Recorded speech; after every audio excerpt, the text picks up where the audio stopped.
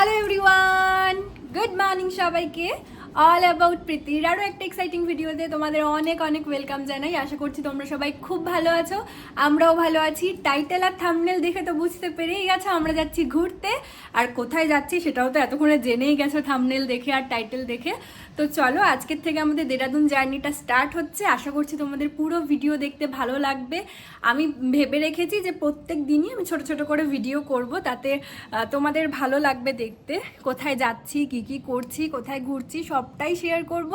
আশা করছি ভালো লাগবে দেখতে। তো চলো বেরোনো যাক এবার। এখন মোটামুটি ঘড়িতে বেজে গেছে 9:45। আমাদের একটাই ট্রেন হাওড়া স্টেশন থেকে কুম্ভ এক্সপ্রেস। আগে যেভাবেই যেতাম এখনও সেরকমই ট্রেন আছে, সেভাবেই যাব। তো চলো বেরোনো যাক। উবের বুক করেছি, উবের চলে আসবে। তো চলো। ভিডিওটা শুরু করার আগে তোমাদের সবার কাছে আমি সরি চেয়ে নিচ্ছি যে ঘুরে আসার এতদিন পর আমি ভিডিও আপলোড করছি। আসলে আসার পর না ওই অনেক কাজ ছিল, তার মাঝখানে বিয়েবাড়ি ছিল, তো একটু লেট হয়ে গেল ভিডিও পোস্ট করতে। যাই হোক, এইবার পার্ট পার্ট তোমাদের সাথে শেয়ার করতে থাকবো। তোমাদের তো বাড়ির থেকে বেরোনোর সময়ই বললাম যে ক্যাব বুক করে দিয়েছি। তো ক্যাব আমাদের বাড়ির সামনে চলে এসেছিলো। সমস্ত লাগেজ আমরা গাড়ির মধ্যে উঠিয়ে দেখতে দেখতে কিন্তু ক্যাবে করে চলে এসেছি হাওড়া স্টেশনে। আসতে আমাদের মোটামুটি ওই 1-1.5 ঘন্টা তো লেগেই গেছে, কেননা রাস্তায় খুব জ্যাম ছিল। আর যেই রাস্তাটা থেকে আসার কথা, মানে ওই দক্ষিণেশ্বর রোডটা বালি হয়ে, কিন্তু সেটা না বন্ধ ছিল। তো তাই জন্য আমাদের একটু ঘুরে ঘুরে আসতে হয়েছে।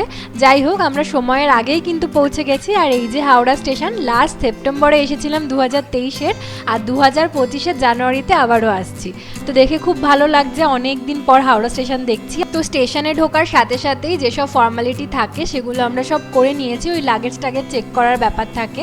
তারপর আমরা স্টেশনে দাঁড়িয়েছিলাম, আর তার মধ্যেই কিন্তু আমাদের ট্রেন একদম টাইমে 11 নম্বর প্ল্যাটফর্মে দিয়ে দিয়েছে হাওড়া দেরাদুন কুম্ভ এক্সপ্রেস।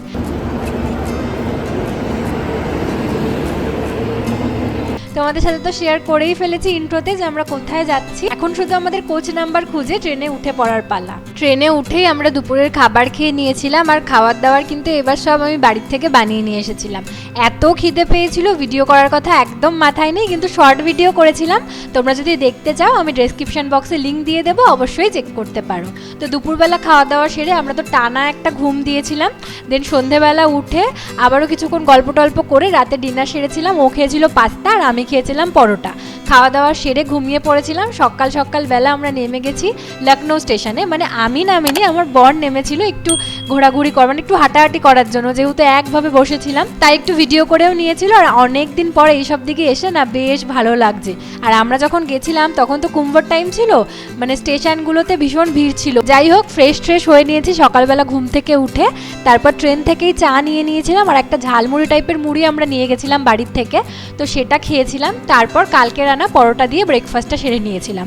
যেহেতু আগেই বললাম সমস্ত খাবার দাবার বাড়ির থেকে নিয়ে এসেছিলাম, তাই অনেক খাবার দাবারই ছিল। মোটামুটি ব্রেকফাস্ট অবধি আজকে হয়ে গেছে। আর এই যে আমার সাথে যেই খুদেটাকে দেখছো, সে কিন্তু আমার জার্নির পার্টনার হয়েছে। ওদের বাড়িও কিন্তু দেরাদুনে, আর আমাদের বাড়ির পাশেই ওদের বাড়িটা পড়েছিল। যাই হোক, দুপুরবেলা খাবার আমরা অর্ডার করে দিয়েছিলাম অনলাইনে। মোটামুটি ওই 2টো নাগাদ আমাদের খাবার দিয়ে গেছে। মেনুতে অনেক কিছুই ছিল, ভেজ থালি আমরা অর্ডার করেছিলাম। খেতে খেতে ওই আর কি করব, বসে থাকা, ভিউ দেখা ছাড়া আর কোনো কাজ ছিল না। যাই হোক, খাওয়া দাওয়া সেরে নিয়ে আবারও একটু ঘুমিয়ে পড়েছিলাম। ঘুম থেকে উঠতে না উঠতেই দেখলাম হরিদ্বারের কাছাকাছি চলে এসেছে। আর হরিদ্বার আসলেই মনে হয় যেন চলে আসলাম বাড়ির কাছে। দেখতে দেখতে কিন্তু ঢুকে পড়েছে হরিদ্বার। আর বাড়ির থেকে আসার যতটা না এক্সাইটমেন্ট ছিল, এই হরিদ্বার ঢোকার পরে যেন এক্সাইটমেন্টটা আরও বেড়ে গেছিল। যাই হোক, আমাদের ট্রেন কিন্তু একদমই লেট ছিল না, মানে বিফোর টাইমেই চলছে বলতে পারো। আর এই তো এবার 2 ঘন্টা মতো আর সময় লাগবে আমাদের দেরাদুন পৌঁছাতে।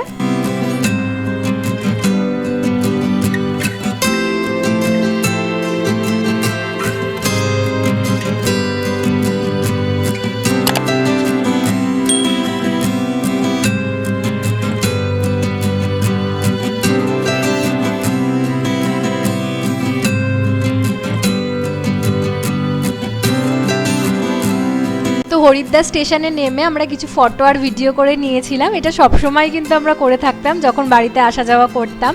যাই হোক, তারপর আমাদের আবারও ট্রেন ছেড়ে দিয়েছে আর দেখতে দেখতে কিন্তু আমাদের ট্রেন চলে এসেছে দেরাদুন স্টেশনে। দীর্ঘ 29 ঘন্টা জার্নি করে অবশেষে আমরা দেরাদুন স্টেশনে পা দিলাম। আর সত্যি কথা বলতে দেরাদুনে নামার সাথে সাথেই পুরনো সব স্মৃতি যেন চোখের সামনে ভেসে উঠছিল, ভীষণ নস্টালজিক লাগছিল।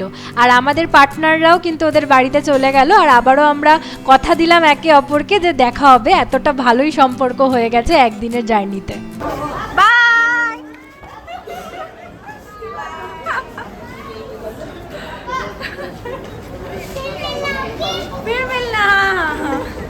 তো দেরাদুন স্টেশনের বাইরে আমরা চলে এসেছি আর স্যার ম্যাডাম কিন্তু আগের থেকেই আমাদের নিতে চলে এসেছে। আর স্টেশনের বাইরে বেরিয়ে কিছু তো চিনতেই পারছি না, সব এত উন্নত হয়ে গেছে, পাশে বড় হোটেল হয়ে গেছে, কিন্তু স্টেশনটা কিন্তু একই রকম আছে এখনও।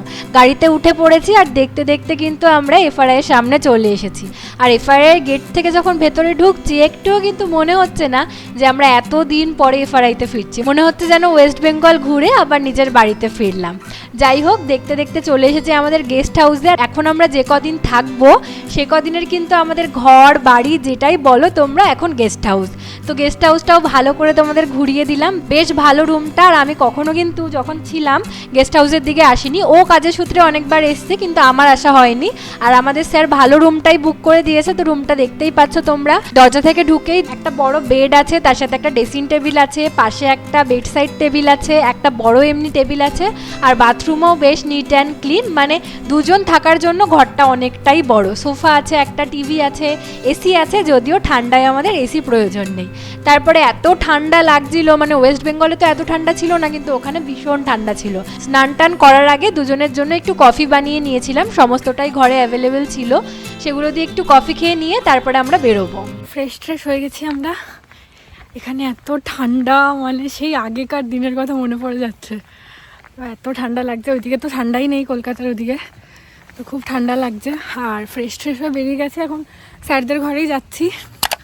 তো বেশ নস্টালজিক ফিলিং হচ্ছে, ভাল লাগছে বেশ। কেমন ফিলিংস? পুরোনো দিনের কথা মনে পড়ে যাচ্ছে, মানে একটা মনের মধ্যে একটা অন্যরকম ফিলিংস, মানে বোঝানো যাবে না কাউকে। কেমন মানে মনে হচ্ছে কষ্ট হচ্ছে, মনে হচ্ছে নিজেরই তো জায়গা, চেনা জায়গা, আবার নিজেকে আবার মনে হচ্ছে কি কষ্ট হচ্ছে, এক্সাইটমেন্টও হচ্ছে। কষ্টটা এটা হচ্ছে যে আগে এসে বাড়িতে যেতাম, মানে বাড়ি আমাদের সেরকম ভাবে যাব, সেখানে এখন এসে গেস্ট হাউসে থাকতে হচ্ছে, এটা ভেবে কষ্ট লাগছে। তো চলো যাওয়া যাক। ভীষণ ঠান্ডা, অনেকদিন পরেই ঠান্ডা অনুভব করছি। মানে কলকাতায় তো কখনো এত ঠান্ডা অনুভব করিনি বাইরে বেরিয়েও, এখানে এসে সেই পুরনো ঠান্ডাটা আমার দারুণ, এই ফিলিংটা দারুণ লাগছে। তো চলো যাওয়া যাক এবার, তাহলে বিল্ডিংটাও তোমাদের সাথে শেয়ার করবো পাশ থেকে। তো চলো যাওয়া যাক।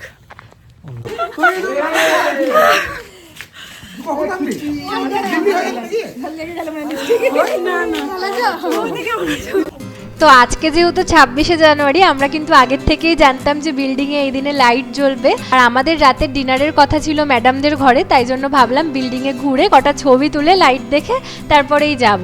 আর দেখলাম অনন্ত দাদার সাথে দেখা হয়ে গেছে, কেউ কিন্তু জানতো না যে আমরা আসবো, তো ওরাও একটু সারপ্রাইজ পেয়ে গেছে। তারপর সবার সাথে কিছুক্ষণ গল্প করে অনেক ছবি টবি তুলে ম্যাডামদের বাড়ি ডিনার করে আমরা তর সইতে না পেরে চলে গেলাম আমাদের ঘরের দিকে, মানে যেই কোয়ার্টারে আমরা থাকতাম। খুব দেখতে ইচ্ছে করছিল জানো তো। তো এখন তো যাওয়া সম্ভব না, কেননা বিশ্বদা এত রাত হয়ে গেছে, ঘুমিয়ে পড়েছে হয়তো, তাই জন্য আমরা বাইরে থেকে একটু দেখে তারপর চলে এসেছিলাম। আর পরে তোমাদের সাথে কিন্তু আমাদের ঘরটা আমরা শেয়ার করব। তো যাই হোক, আজকের ভিডিওটা এই অবধি শেষ করছি। আশা করছি তোমাদের ভিডিওটা ভালো লেগেছে। ভালো লাগলে লাইক কমেন্ট শেয়ার করো। আর যারা এখনও চ্যানেলটিকে সাবস্ক্রাইব করোনি অবশ্যই চ্যানেলটিকে সাবস্ক্রাইব করে দিও। আর দেরাদুনের সিরিজ কিন্তু এখনও অনেক দিন চলবে। আশা করছি তোমাদের দেরাদুনের সমস্ত ভিডিওগুলো খুব ভালো লাগবে। তো চলো আজ আসি, আবারও দেখা হবে অন্য কোনো ভিডিও নিয়ে, খুব এক্সাইটিং ভিডিওর সাথে। টাটা।